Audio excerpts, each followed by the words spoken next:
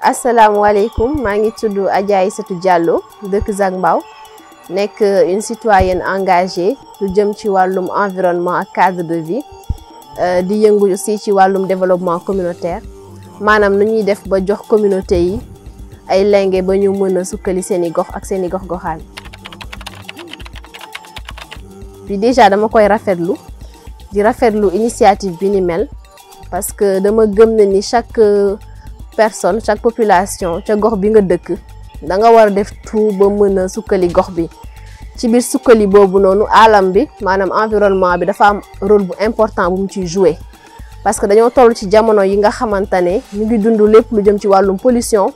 de l'air pollution de l'eau pollution des sols donc boo nekk association nga nekk jeune ci benn gox war nga def lépp lu nekk sa pouvoir pour que gox boobu noonu nga mën koo sàmm mën koo protéger rawatina fii ci Mbao xam ne ay écosystèmes yu bëri ñooñu wër bokk na ci ndox bi géej gi bokk na ci marigot bi ak verdure bi ñu fi am loolu yëpp pour man festival bi daf ci taxaw donc di rafetlu loolu te di remercier l'association Diwane ji ci liggéey bu rafet bi ñu def ba pare di am contenté pour ñëw assister ci. impact bu festival bi mën a am mooy bépp activité waruñ ko mën a xeeb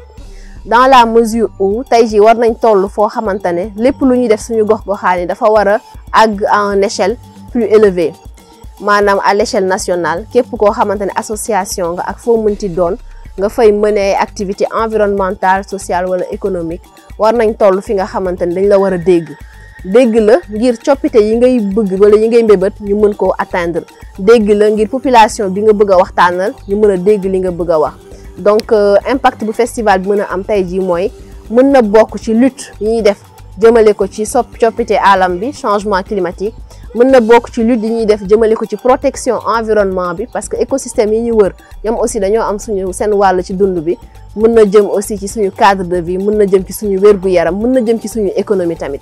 donc tey impact yu festival bi mën a am bëri na impact environnemental la impact social la impact sanitaire la ndax cadre de vie la wax environnement la wax impact économique la aussi parce que képp kuy sukkali sa gox rek sànq ba may ñëw maa ngi taseeg ay pêcheurs ñu ngi napp ci biir lagune bi maan leen ban changement ngeen gis ci biir lagune bi ñu ne ma lagune bi de bañ ko commencé nettoyer ba léegi bañ ko commencé reboiser ba léegi gis nañu ndox bi mu ngi commencé set donte ndox bu fay dugg bokk na ci ay branchement clandestin peut-être ci yeneen gox-goxaan yi wër Mbao bi yëpp mais n'empêche liggéey bi association di def jaarale ko ci festival bi impact boobu bokk na ci dooleel waat képp koo xamante ne yaa ngi yëngu ci napp bi ci zone bii nii pour protéger lépp luy suñu environnement suñu écosystème donc impact bi festival bi mën a am bëri na et communautaire parce que dina tax képp kuy association képp kuy jeune mais aussi képp kuy organisation nga yëngu ci wàllum sàmm suñu environnement nga mën cee bàyyi xel te def ci sa wàll. message bi may lancé mooy déjà ñu gëstu surtout à l'endroit de la population et de la jeunesse nañu gëstu jéem a am benn prise de conscience xool li ñuy dund lan la tey jii nous vivons des changements qui sont pour man extraordinaires en termes d'environnement te changements yooyu waruñ cee gëmm waruñ cee noppi dañ ko war a jëfee donc jeunes yi nañu gëstuwaat xool seen i dëkkuwaay xoolaat seen i dund xoolaat seen i habitude de consommation seen i jëfin ak seen i doxalin ci biir alam bi pour mën koo sàmm ngir mën a gën a jëmale dëkk bi kanam donc bàyyi xel genre organisation yu mel nii ba genre activité yu mel nii di ci gën a dem di ci gën a def seen wàll. beneen message bi may lancer dama koy jëmale ci autorité commune yi parce que tout naturellement on a la chance mën naa ne ici dans la commune de Mbao d'avoir un maire qui est ministre de l'environnement donc maa ngi ci woo le ministre de l'environnement monsieur Abdou Karim Sall di ko adresser ce message comme quoi que mu capitaliser les activités que font les associations et les organisations au niveau de la commune de Mbao yëpp capitaliser ko dooleel leen woo leen ci benn cadre waxtaan jëmmal li ñuy def ngir xeex bi ñuy taxawal xamante ne dafa bokk ci mission ministre de l'environnement bokk ci mission pour man collectivité territoriale maanaam sàmm environnement bi mu woo leen ci jëmmal leen jox leen doole ngir li ñuy def mu mën a gën a am fu mu mën a àgg niveau bu ñuy àgg impact biñ ciy xaar ñu mën koo am parce que il faut que ñu mën a sàmm suñu dund wàññi bépp xeetu pollution bi ñuy dund te mu bokk ci prérogative ministre de l'environnement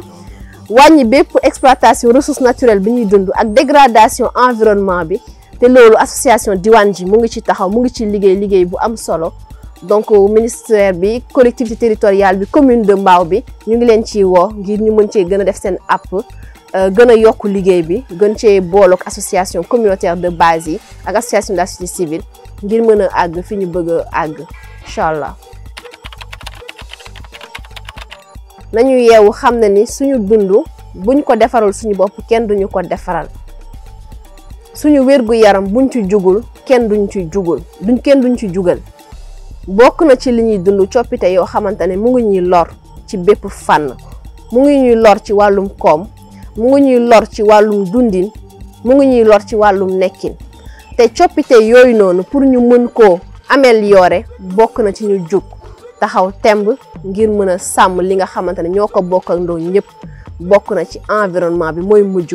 te mooy njëkk ndax ci nañuy tibbee li ñuy lekk ci nañuy nooyee ci nañuy naanee li ñuy nooyee li ñuy naanee ak li ñuy lekkee buñ ko sàmm bu ñu ko aarul ëllëg mooy indi catastrophe naturelle yi ñuy dund déjà mooy indi famine mooy indi sécheresse mooy indi conflit yi te mooy indi peut-être ñaanuñu ko yàlla tey ji ñu àgg ci yenn situation extrême